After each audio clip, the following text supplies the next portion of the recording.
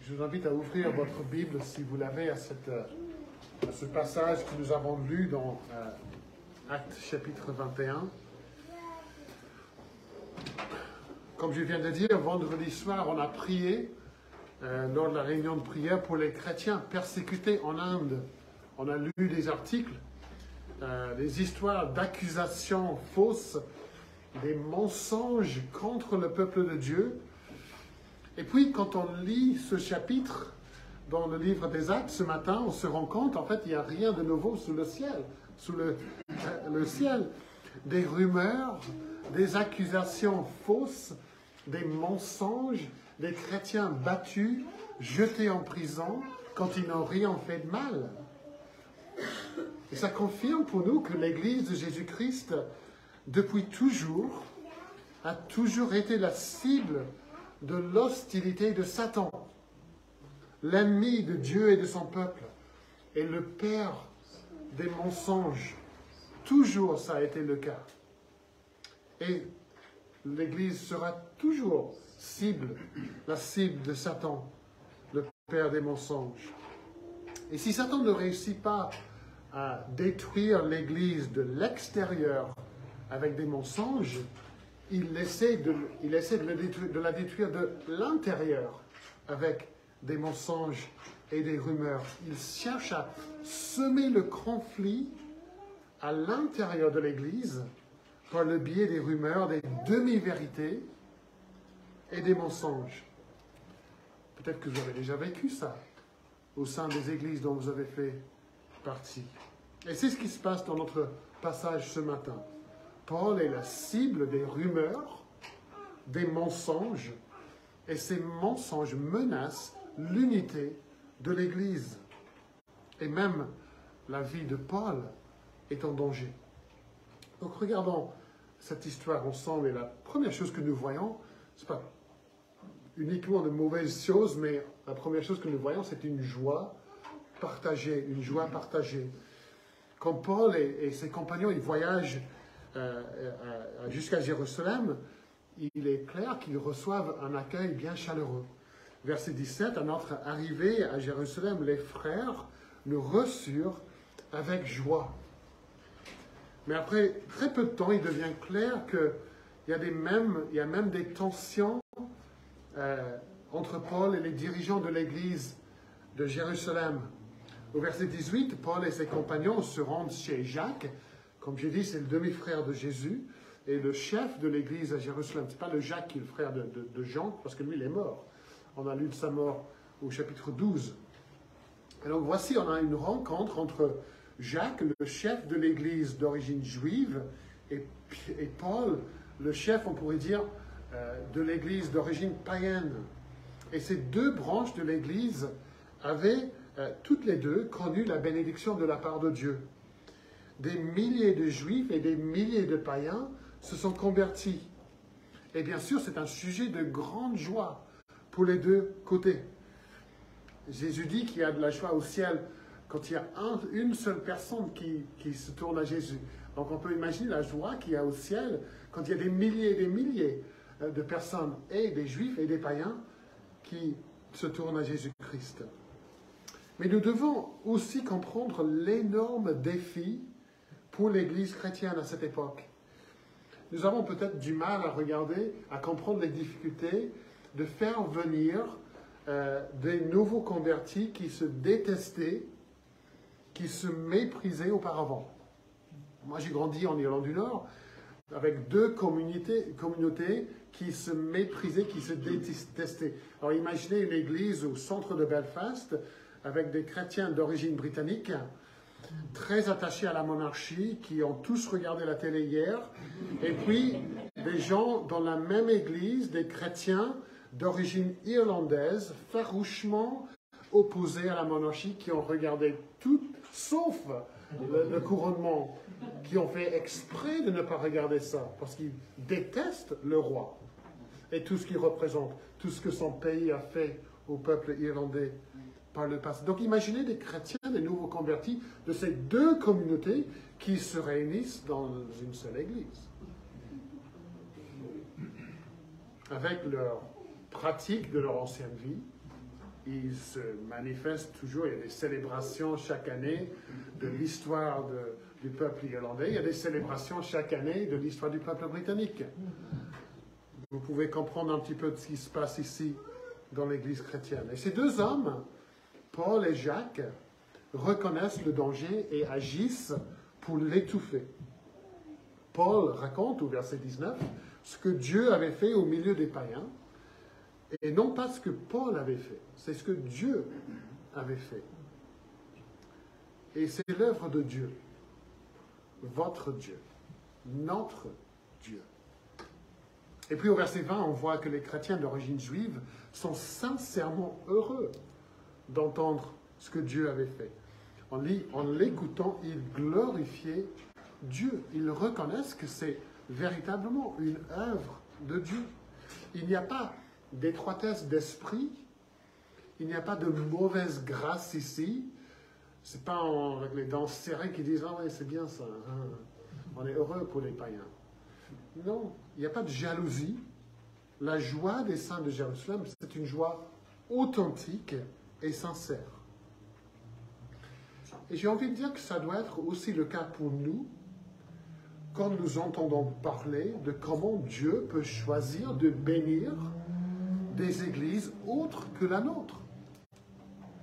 Nous voulons qu'il nous bénisse, bien sûr, mais si Dieu choisit de bénir l'église qui est à 200 mètres d'ici ou à 500 mètres d'ici, en donnant à cette église plein de conversions, il faut qu'on se réjouisse. Il ne faut pas dire, ah ben, comment Dieu peut-il bénir cette église-là avec leur théologie un peu... Non. Non, on peut avoir des différences, c'est sûr, il y a des différences. Mais quand le Seigneur choisit d'amener les gens à la conversion, à la foi en Jésus-Christ, et il choisit de se servir d'une autre église, que son nom soit glorifié. Et même s'il choisit d'agir parmi nos ennemis, de bénir nos ennemis, nous devons avoir cette grâce de reconnaître que Dieu est à l'œuvre. Si le royaume de Dieu avance, si Christ est glorifié, gloire à Dieu. Donc, une joie partagée. Ensuite, nous voyons une situation tendue. Même si la joie, la nouvelle des conversions parmi les païens est sincère, Jacques ne peut pas cacher la réalité des tensions qui existent. Il y a un réel danger pour l'Église et Jacques cherche à trouver une solution qui puisse éviter un conflit catastrophique au sein de l'Église, qui risque de détruire l'Église chrétienne, qui est toujours jeune. Donc regardez sa façon de parler à Paul au verset 20. Il lui dit, tu vois, frère, quelles que soient les différences et les difficultés, Jacques voit Paul comme son frère en Christ. Et c'est cette réalité qu'il ne faut absolument pas oublier dans toutes les discussions qui ont lieu, les conversations qui en suivent. Nous sommes d'abord et avant tout des frères en Christ, unis en Christ. Oui, nous ne sommes pas d'accord sur certaines choses, mais nous sommes unis en Christ. Et du verset 20 jusqu'au verset 22, Jacques explique la difficulté à Paul. Au verset 20, nous lisons « Tout comme dans le monde païen, il y a eu des dizaines de milliers de Juifs qui ont cru en Jésus-Christ. » C'est une bonne nouvelle. Nous aussi, on a connu des bénédictions.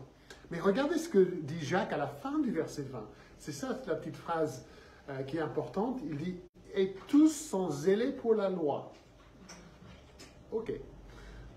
Ces nouveaux chrétiens sont toujours très attachés à la loi de Moïse. Et il faut bien préciser qu'on ne parle pas ici de la loi morale, les 10 commandements, on parle de la loi cérémonielle. C'est-à-dire les coutumes, les rites, les fêtes, la circoncision, les choses comme ça. Ils ne voient pas ces choses comme étant nécessaires au salut, mais ils ne sont pas encore prêts à se séparer de ces choses secondaires, on va dire. Mais pour eux, ces choses toujours très importantes. Et le problème pour ces nouveaux chrétiens, qui sont attachés à la loi de Moïse, c'est qu'ils ont entendu dire que l'apôtre Paul s'oppose à la loi. C'est ce que nous lisons en verset 21. Or, on leur a fait croire que tu enseignes à tous les Juifs qui sont parmi les païens à se détourner de Moïse en leur disant de ne pas circoncire leurs enfants et de ne pas suivre les coutumes. Et là, il s'agit des rumeurs. Nous disons, on leur a fait croire que. On ne sait pas qui est le on ici, si c'est des chrétiens ou pas. Mais en tout cas, ce ne sont que des rumeurs méchantes. Il faut savoir, ce qui a été dit au sujet de Paul, ce n'est pas du tout ce que Paul enseigne. Ce n'est pas du tout ce qu'il enseigne. C'est vrai que Paul enseigne que les nouveaux convertis du monde païen, eux, ils ne sont pas obligés d'observer les rites, la circoncision, les fêtes et tout. Et ça a été la décision du concile de Jérusalem. Donc, Paul affirme ce qui a déjà été dit. Mais Paul n'enseigne jamais aux Juifs qu'il faut qu'ils abandonnent leur rite. Il leur dit, il ne faut pas mettre votre confiance pour le salut en ces rites. Mais il ne dit jamais qu'il faut les abandonner. Alors, ces accusations sont fausses, ces rumeurs sont fausses. Néanmoins, les accusations constituent une menace réelle pour l'Église, pour l'unité de l'Église. Et Jacques et Paul, ils reconnaissent ça. Et ils savent qu'il faut contrer cette menace à tout prix. C'est urgent. Parce que ces événements se déroulent au moment de la fête de la Pentecôte. Et la fête de la Pentecôte était aussi connue comme la fête de la loi. Donc les gens, il y a une ferveur pour la loi de Moïse. À ce moment de la fête, il y a des milliers de Juifs qui sont à Jérusalem et des nouveaux convertis et ceux qui sont toujours dans le judaïsme. Et ils sont là pour fêter la loi de Moïse et ils apprennent Paul qui s'y oppose. À lui, il est là. Notre ennemi, il est là. Alors, qu'est-ce qui va se passer? Ces nouveaux chrétiens, tous très zélés pour la loi, ils savent que Paul est à Jérusalem. Ils vont sans doute le croiser. Comme dit le verset 22, « Certainement la multitude se rassemblera, car on saura que tu es venu. » Voici une véritable poudrière qui risque d'exploser à n'importe quel moment. Si on ne trouve pas de solution, il va y avoir une émeute. Et tout ça grâce à des rumeurs fausses. Et chers amis, nous avons tous la responsabilité de veiller à ce qui sort de notre bouche. Des rumeurs, des demi-vérités. Écoutez les paroles de l'épître que ce même Jacques a écrites. Le même Jacques qui est présent ici. Voyez comme un petit feu peut embraser une grande forêt. La langue aussi est un feu. C'est le monde de l'iniquité. Une rumeur fausse peut provoquer un feu qui détruit une grande forêt. Il faut très, très peu pour détruire la vie des autres ou pour détruire une église. On voit des choses, on entend des choses sans comprendre toute l'histoire et sans chercher à comprendre toute l'histoire, on transmet ce qu'on pense avoir vu, ce qu'on pense avoir entendu. Et si jamais vous commencez une phrase par « Je ne sais pas si c'est vrai, mais… » Alors, si vous ne savez pas si c'est vrai, ne le répète pas. Et même si vous savez que c'est vrai, réfléchissez bien avant de le répéter. Est-ce que ça va servir à fortifier l'Église ou est-ce que ça va semer le conflit? Et non seulement dans l'Église, mais ça peut être chez vous, ça peut être dans votre lieu de travail. Est-ce que ce que je répète ici, est-ce que c'est vrai? Est-ce que c'est vrai à moitié? Et est-ce que j'ai vraiment besoin de le répéter? Et je dis ça aussi parce que dans le monde chrétien, il y a plein de courriels. Je ne sais pas si vous recevez des courriels des inconnus, souvent des inconnus. Et c'est souvent au sujet de quelque chose comme le changement climatique et le point de vue chrétien là-dessus. Ou un sujet polémique. Et on peut cliquer sur « Transmettre ». Et on envoie ça à tous les contacts, toutes les personnes qu'on connaît. Mais avant d'envoyer ça, est-ce que vous avez vérifié tous les faits dans le courriel? Est-ce que vous avez fait des recherches pour être sûr que ce que vous transmettez, c'est vrai? Ou est-ce que ce courriel, ça va en fait semer le conflit et la division? Parce que c'est souvent des sujets polémiques. Moi, je reçois sur les sujets chrétiens, sur les choses qui se passent dans l'Église, des choses qui m'avertissent de telle ou telle personne, mais est-ce que tout est vrai? Est-ce que vous êtes sûr que c'est vrai? Et sans faire exprès, on peut propager des rumeurs et des demi-vérités.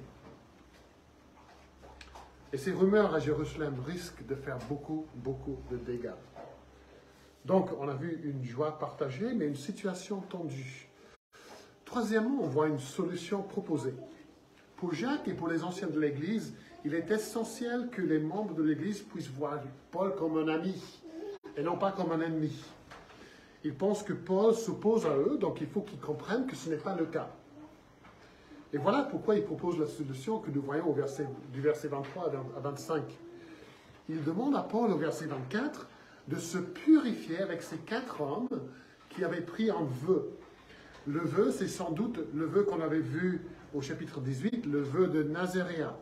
Un vœu de consécration. On se rase la tête, on s'abstient de l'alcool et d'autres nourritures, et puis on fait des offrandes, on offre des sacrifices au temple.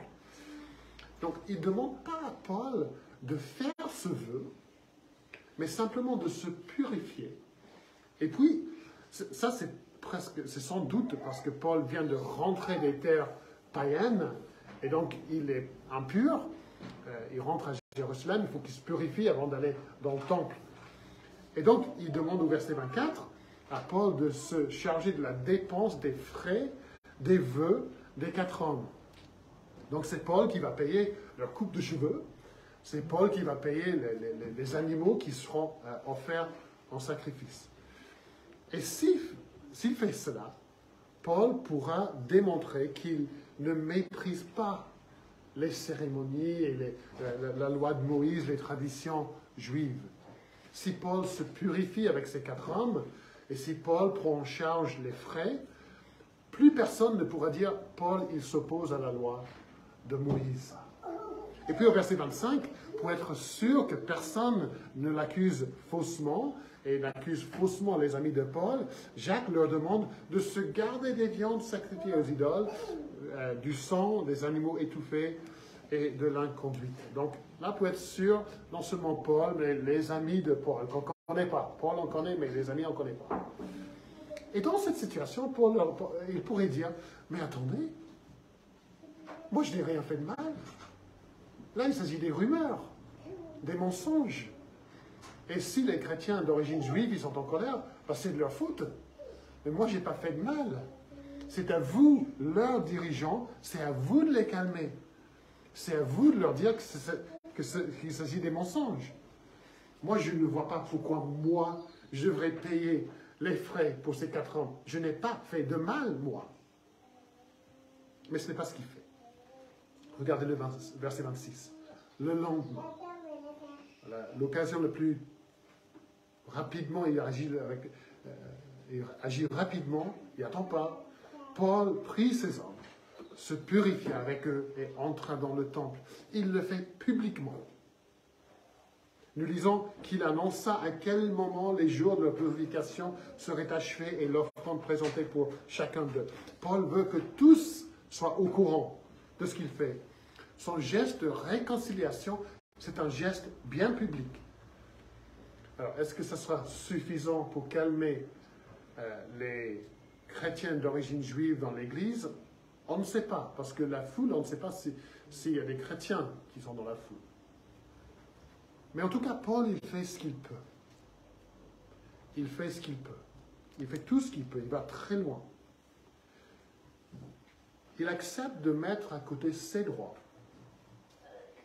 pour protéger l'unité de l'Église et la communion fraternelle. Il accepte humblement de faire ce qu'il peut pour protéger l'unité de l'Église. Et alors, il voit ce qui est en jeu ici. L'unité de l'Église chrétienne, l'avancement du royaume de Jésus, l'annonce de l'Évangile, et ces choses sont beaucoup plus importantes que sa réputation à lui, que les sous qu'il va dépenser lui. S'il y a la moindre possibilité que la cause de l'Évangile souffre, Paul est prêt à subir des rumeurs et des mensonges. Il est prêt à tout faire afin d'étouffer ce danger. Et la question que nous devons nous poser est celle-ci. Suis-je prêt à m'humilier, à subir de l'injustice, à faire de l'unité de l'Église, l'avancement de l'Évangile, la priorité dans ma vie? Oui, quelqu'un à l'Église m'a offensé, m'a blessé. Mais je ne vais pas faire toute une scène parce qu'il faut absolument que cette personne, que les autres reconnaissent ce que cette personne m'a dit. Non, j'encaisse ça, je pardonne et l'Évangile avance. L'amour couvre une multitude de péchés. Et quand on vit une vie de communauté dans une église, il va y avoir des choses. Est-ce qu'on est prêt à pardonner? Il va y avoir des oublis. Est-ce qu'on est prêt à pardonner? Suis-je prêt à aimer ceux qui me maltraitent, qui ont oublié de me dire bonjour, qui ont pris ma place de parking? Non, mais ça peut être pour les choses bêtes. Et puis, dans les rumeurs, on dit, et je sais pourquoi il a fait ça. Non, vous ne savez pas. Vous ne savez pas. Sauf si vous avez le don de lire les pensées des autres. Et donc vous accusez à tort. Ou est-ce que vous dites, c'est pas grave.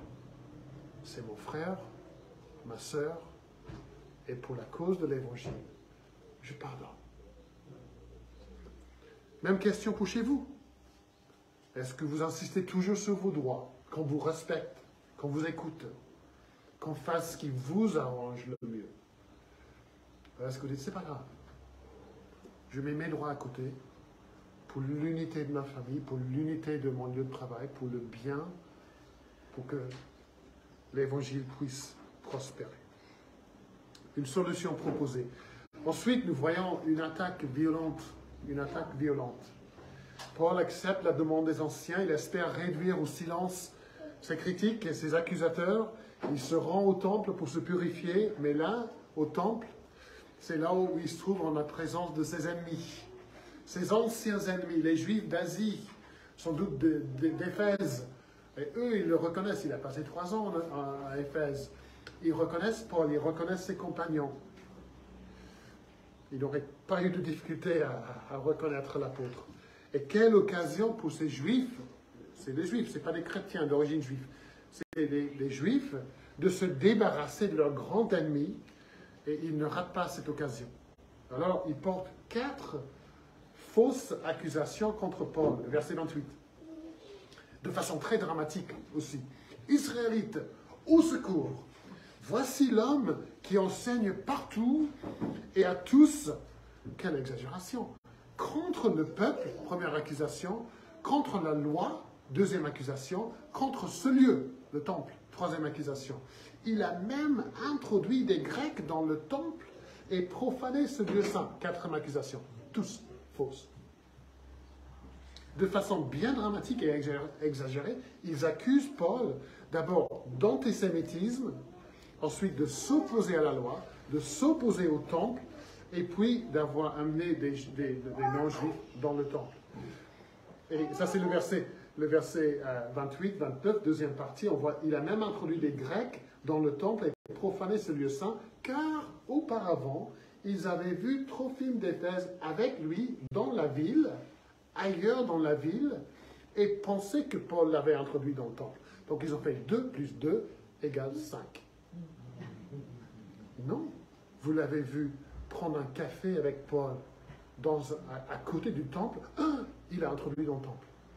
Non, il a pris un café à côté du temple. Et bien sûr, Paul n'aurait jamais fait une chose pareille.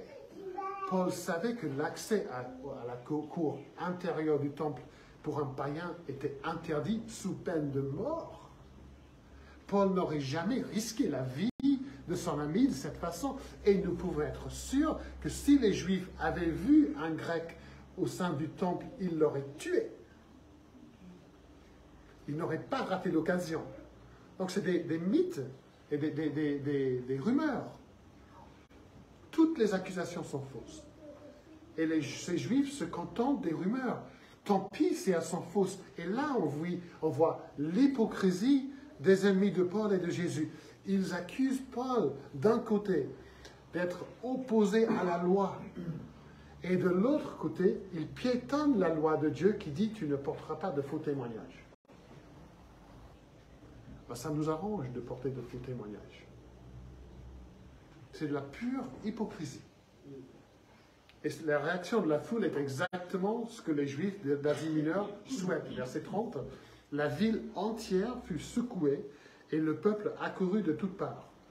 Ils se saisirent de Paul et le traînèrent hors du temple. » Verset 21, « Ils cherchaient à le tuer. » Regardez le verset 32. Qu'est-ce qui se passe au moment où les soldats arrivent? Luc nous dit qu'ils cessèrent de frapper Paul. Ce qui veut dire que si les soldats n'étaient pas intervenus, ils auraient continué à frapper Paul jusqu'à le tuer. Verset 35 parle encore une fois de la violence de la foule. Et qu'est-ce qu'il crie au verset 36? À mort. À mort. Ce qui sauve Paul, c'est l'intervention des soldats. Le tribun, le tribun, c'est l'officier qui dirige la cohorte de 1000 soldats stationnés à Jérusalem. Donc lui, il s'approche de Paul avec ses soldats et donne l'ordre de lier Paul avec 2 chaînes, comme la prophétie d'Agabus avait prédit. Quand il a pris la ceinture de Paul, il s'était lié avec la personne à qui cette ceinture appartient, sera liée de cette façon. Et à partir de ce moment-là, dans le livre des Actes, Paul n'est plus un homme libre. Il n'est plus un homme libre. À partir de maintenant, quand on verra Paul, ce sera Paul le prisonnier. On va le voir se défendre devant la foule, devant le Sanhédrin, devant Félix, le gouverneur, devant Festus, le nouveau gouverneur, et finalement devant Agrippa, le roi. 5 fois. Et Luc va écrire 6 chapitres pour décrire les 5 procès de Paul. Pourquoi nous donne-t-il autant de détails? 6 chapitres pour décrire cette période assez courte dans la vie de Paul. Il ne faut pas oublier que Luc n'est pas simplement historien, il est aussi théologien. Et Luc veut que nous comprenions l'énorme changement qui est en train d'avoir lieu dans l'Église de Jésus-Christ. Il commence son histoire, le livre des Actes, dans la ville de Jérusalem, avec une Église exclusivement d'origine juive. Et dans ces chapitres, à la fin du livre, Luc est en train de nous montrer, comme il l'a fait tout au long du livre, que l'Église de Jésus-Christ est beaucoup, beaucoup plus qu'une Église, qu'une communauté d'anciens Juifs. Il veut nous montrer que désormais, le peuple de Dieu, c'est un peuple issu de toutes les nations, de tous les peuples, et surtout des peuples païens. Dans les chapitres 21 à 23, Luc va décrire la réaction à l'évangile de 2 communautés, juives et païennes. Et celle des Juifs qui deviennent de plus en plus hostiles à l'évangile, et celle des païens qui deviennent de plus en plus ouverts à l'évangile. Et au verset 30, il y a une petite phrase qui fait froid dans le dos. Luc nous dit que Paul est traîné hors du temple. Et regardez bien ce que Luc dit, dont les portes furent aussitôt fermées. Ces portes fermées du temple semblent représenter le rejet définitif de l'évangile de la part des Juifs. Ils ferment la porte du temple, leur lieu d'adoration, à Paul. Ils ferment la porte du temple à Jésus. Ils ferment la porte de leur cœur à Jésus. On a l'impression que Luc veut montrer les parallèles entre le rejet de Jésus et le rejet de Paul. Les deux ont lieu à Jérusalem. Tous les deux sont rejetés par leur propre peuple. Tous les deux sont arrêtés sans cause juste.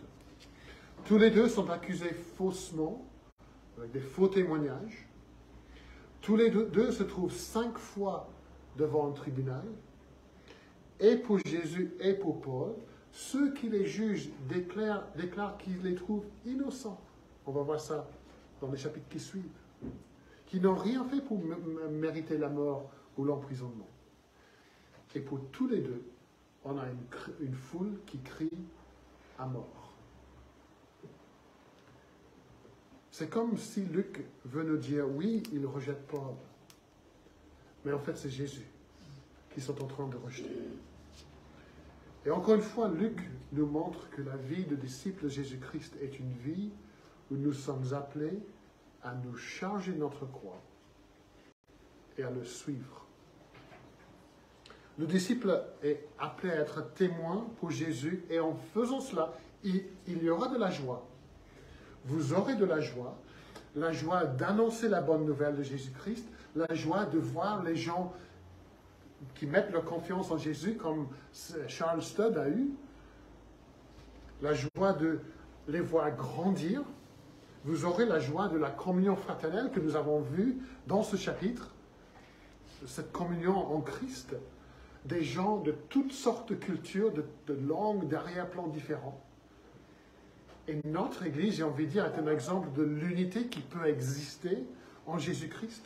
Je regarde autour de moi et je vois les frères et sœurs en Christ, et vous pouvez venir ici, sachant que vous serez aimés, malgré les différences quelconques qui pourraient exister. Vous serez aimés ici. Et nous avons la possibilité de nous réjouir ensemble au sujet de ce que Dieu est en train de faire ici et ailleurs. Nous partageons cette joie. Mais en suivant Jésus, il y aura aussi de l'opposition, de l'hostilité. On subit de l'injustice, tout comme les chrétiens pour qui on a prié en Inde. On subit des calomnies. On est même rejeté par son propre peuple, ce qui est très très dur. On peut être rejeté par les gens qu'on aime le plus.